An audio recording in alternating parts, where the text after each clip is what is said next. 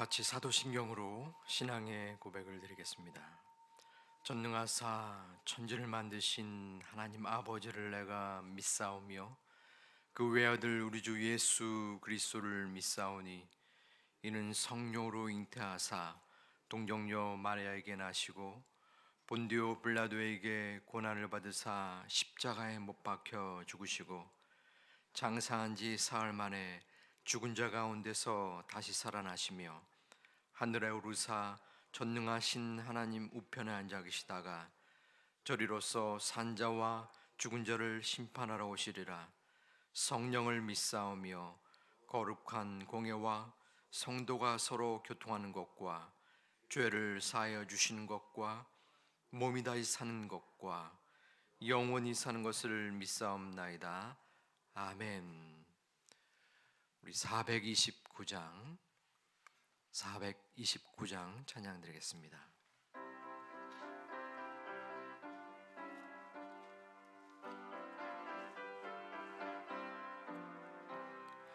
세상 모든 풍파너를 흔들어 약한 마음 낙심하게 될 때에 내려주신 주의 복을 세어라. 주의 크신 복을 내가 알리라. 받은 복을 세어 보아라. 크신 복을 내가 알리라. 받은 복을 세어 보아라. 주의 크신 복을 내가 알리라. 세상 근심 걱정 너를 누르고 십자가를 등에 지고 나갈 때 주가 내게 주신 복을 세어라. 두려움 없이 항상 찬송하리라. 받은 복을 세어 보아라. 크신 복을 내가 알리라. 받은 복을 세어 보아라. 주의 크신 복을 내가 알리라. 세상 권세 너의 앞길 막을 때 주만 믿고 낙심하지 말아라. 천사들이 너를 보호하리니 염려 없이 앞만 보고 나가라. 받은 복을 세어 보아라. 크신 복을 내가 알리라. 받은 복을 세어 보아라. 주의 크신 복을 내가 알리라. 아멘. 하나님 말씀 잠언서 15장 말씀입니다. 구약 927면쯤에 있는 잠언서 15장 1절로 4절까지 말씀을 교독토록 하겠습니다. 유순한 대답은 분노를 쉬게 하여도 과격한 말은 노를 격동하느니라.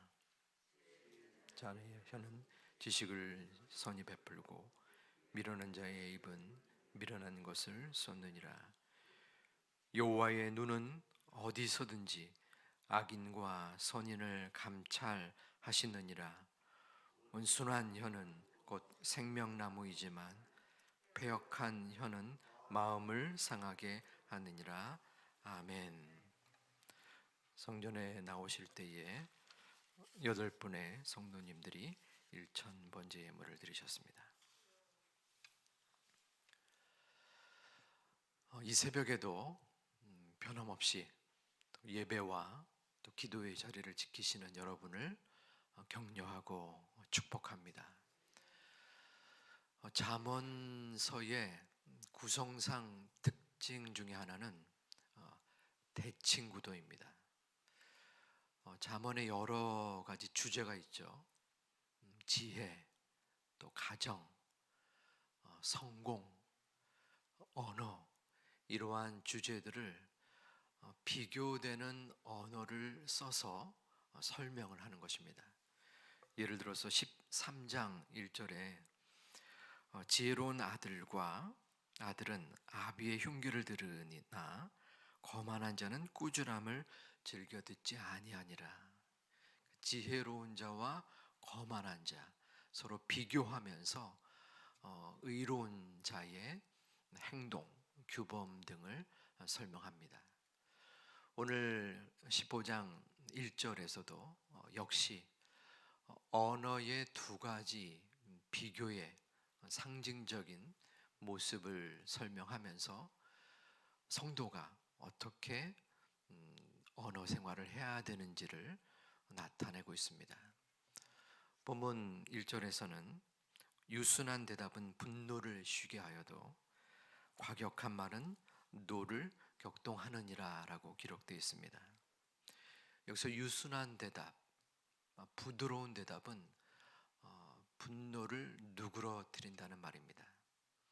그리고 과격한 말은 노를 격동시키느니라. 과격한 말은 여기서는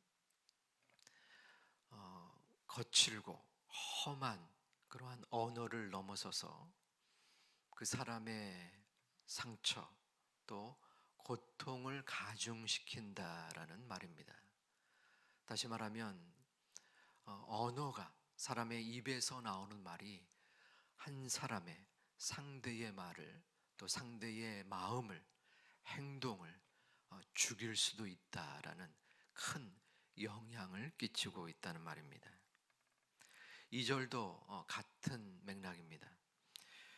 지혜로운 자의 혀는 지식을 선히 베푼다라고 기록되어 있는데 여기서 선히 베푼다는 말은 언어를, 대화를, 말을 꼭 필요한 때에 필요한 말을 함으로써 그 사람에게 좋은 영향력을 끼친다는 말입니다.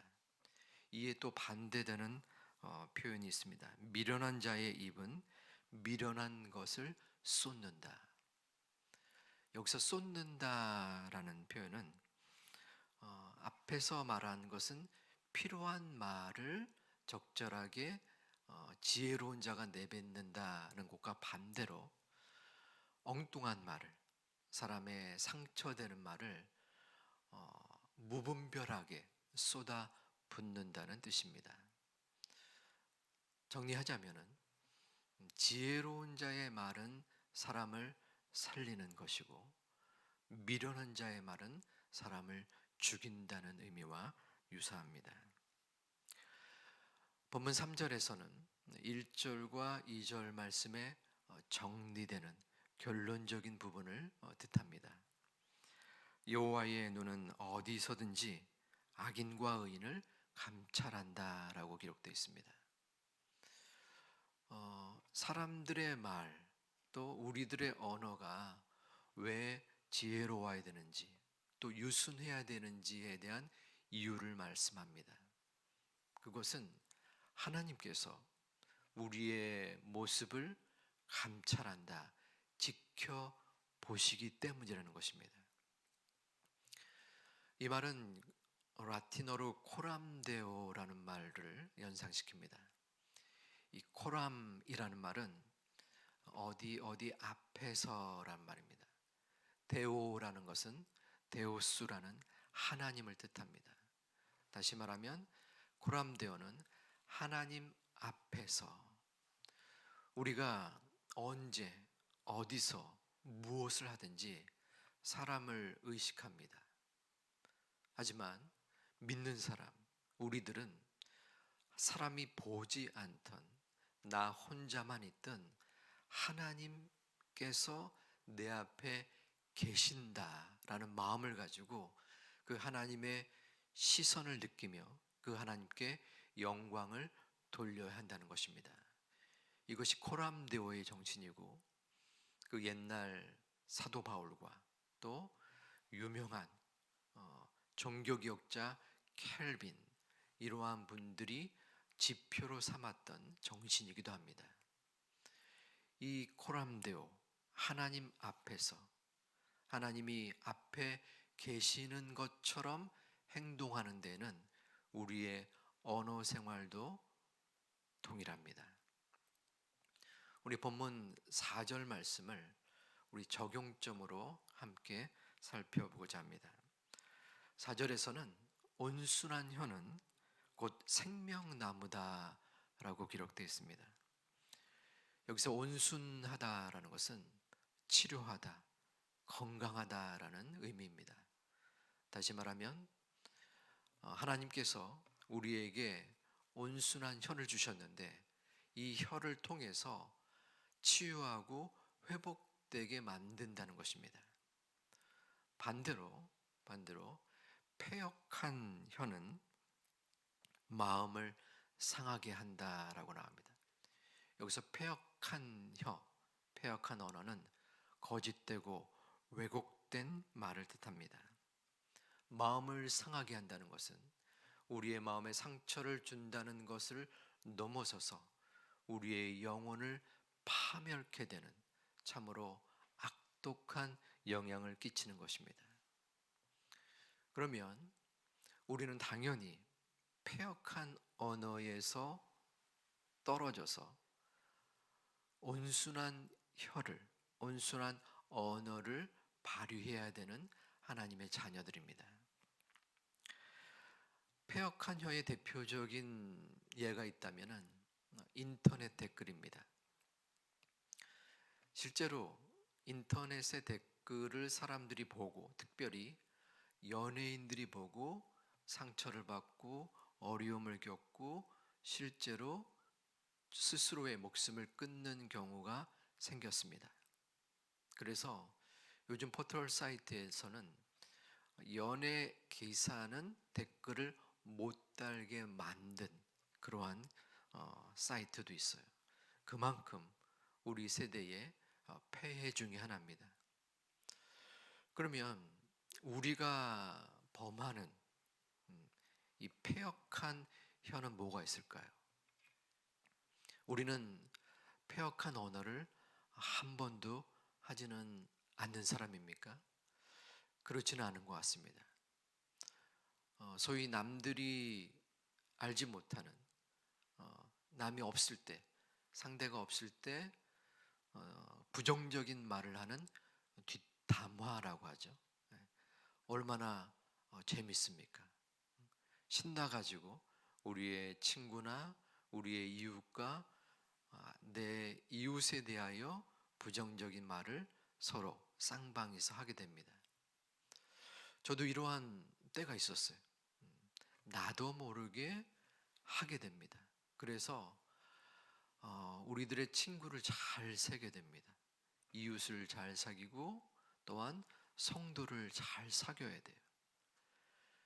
뒷담화를 함께 하면은 재밌어요. 공감대가 형성이 됩니다. 나도 모르게 거기에 빠져들게 돼요. 또 다른 패역한 언어가 있습니다. 우리들의 자녀, 나의 배우자, 우리의 가족들입니다. 서로 편하기 때문에, 익숙하기 때문에 걸러지지 않는 언어를 툭툭 내뱉곤 합니다. 이렇게 살아서 무엇하냐? 쥐꼬리만한 월급을 가지고 이래가지고 어떻게 이 험한 세상을 살려고 하냐? 왜 너를 낳았는지 모르겠다. 상처되는 말입니다. 가족이기 때문에 당연히 할 수 있다라고 생각하지만 특히 어린 자녀들은 그 상처가 오래오래 남습니다. 또 다른 우리의 패역한 언어는 우리의 감정을 절제하지 못하고 우리의 이웃에게 내뱉는 언어입니다. 감정을 절제하지 못하는 때가 있습니다. 억울한 일을 당했을 때, 분노에 섞인 행동을 하고자 할 때 분명히 우리의 언어는 험악해질 수 있습니다. 그것을 억지로 누릴 수는 없겠지만 그러한 마음이 들 때, 도저히 내가 피할 수 없는, 내뱉고자 하는 마음이 들 때에 절제해야 됩니다. 잠시 그 자리를 떠나는 그러한 지혜를 가져야 됩니다. 여러 가지 부분들이 있지만 우리가 삶 속에서 우리가 행할 수 있는 패악한 언어입니다. 우리는 여기에서 벗어나서 온순한 언어, 여기서 온순한 언어는 생명의 언어, 치유의 언어, 소망의 언어입니다.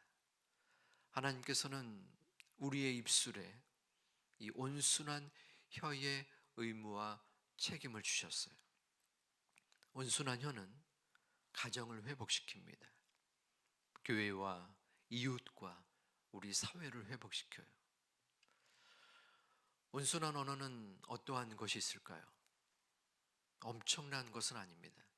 우리의 삶 속에서 흔히 내뱉을 수 있는, 또 통용될 수 있는 언어입니다. 수고했다. 잘했다. 애 많이 썼네. 고맙다. 네가 나보다 낫다. 내 어렸을 때, 내 젊었을 때보다 훨씬 잘하고 있단다. 지금 설령 힘들어도 분명히 하나님께서 너의 앞길을 지켜주실 거야. 내가 기도하고 있단다. 실망하지 말고 좌절하지 말고 함께 노력해보자. 저는 우리 여기에 적어도 새벽에 모이신 분들이 이러한 온순한 언어, 회복의 언어로 우리의 가정을 지금까지, 우리의 교회를, 우리의 주변을 살렸다고 믿습니다. 앞으로도 여러분 내 입에서 나오는 이 치유의 언어, 소망의 언어로 하나님의 가정, 교회, 이웃을 살릴 수 있는 하나님의 자녀들이 되시기를 주님의 이름으로 축원드립니다. 그럼에도 불구하고 지난날, 그리고 도저히 내가 참지 못해서 패역한 언어를 했던 적이 있을 수 있습니다. 그러한 부분이 마음속에 생겨났다면 반성하고 회개하고 용서를 구해야 됩니다. 하나님 앞에 용서를 구해야 됩니다. 그리고 용기가 있다면 그 사람에게 가서 용서를 구하는 것도 중요합니다. 그 대상은 나의 자녀일 수 있습니다. 부모일 수 있고 또 배우자일 수 있습니다. 내 이웃일 수 있습니다. 내 마음에 도저히 용기가 안 난다면 하나님 앞에 기도하시기 바랍니다. 하나님, 제 마음속에 걸림이 있습니다.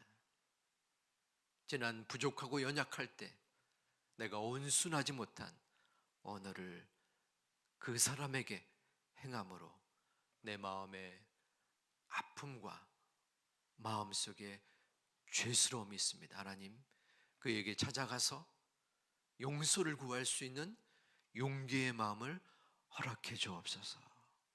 그러한 마음이 있을 때, 기도가 있을 때 하나님이 그 마음에 찾아가 주셔서 그 하고자 하는 마음 가운데 용기와 은총을 주실 것입니다.